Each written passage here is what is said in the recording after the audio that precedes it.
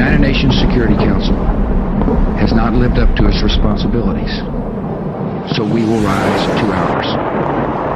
Iraq continues to flaunt its hostility toward America and to support terror.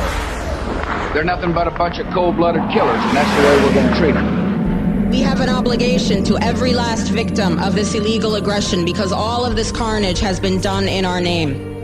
Since World War II, 90% of the casualties of war are unarmed civilians, a third of them children. Our victims have done nothing to us. From Palestine to Afghanistan to Iraq to Somalia to wherever our next target may be, their murders are not collateral damage. They are the nature of modern warfare. They don't hate us because of our freedoms. They hate us because every day we are funding and committing crimes against humanity. The so-called war on terror is a cover for our military aggression to gain control of the resources of Western Asia. This is sending the poor of this country to kill the poor of those Muslim countries. This is trading blood for oil. This is genocide, and to most of the world, we are the terrorists. In these times, remaining silent on our responsibility to the world and its future is criminal. In light of our complicity in the supreme crimes against humanity in Iraq and Afghanistan and ongoing violations of the UN Charter and international law, how dare any American criticize the actions of legitimate resistance to illegal occupation? How dare we condemn anyone else's violence? Our so-called enemies in Afghanistan, Iraq, Palestine, our other colonies around the world, and our inner cities here at home are struggling against the oppressive hand of empire, demanding respect for their humanity. They are labeled insurgents or terrorists for resisting rape and pillage by the white establishment, but they are our brothers and sisters in the struggle for justice.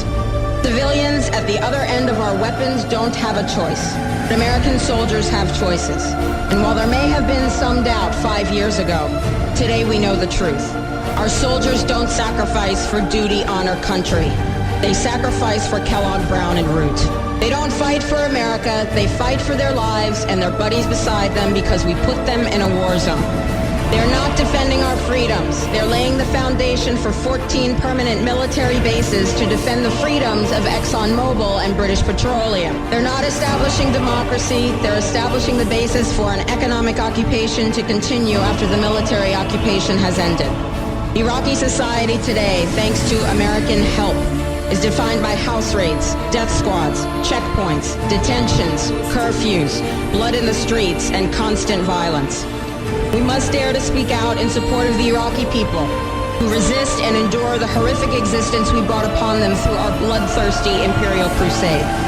We must dare to speak out in support of those American war resistors, the real military heroes who uphold their oath to defend the Constitution of the United States against all enemies, foreign and domestic, including those terrorist cells in Washington, D.C., more commonly known as the legislative, executive, and judicial branches. Frederick Douglass said, "Those who profess to favor freedom and yet depreciate agitation are people who want crops without plowing the ground. They want rain without thunder and lightning. They want the ocean without the roar of its many waters. The struggle may be a moral one, or it may be a physical one, or it may be both, but it must be a struggle. Power concedes nothing without a demand. It never has, and it never will. Every one of us must keep demanding, keep fighting, keep thundering, keep plowing, keep speaking, keep struggling until justice is served. No justice, no peace. No justice, no peace."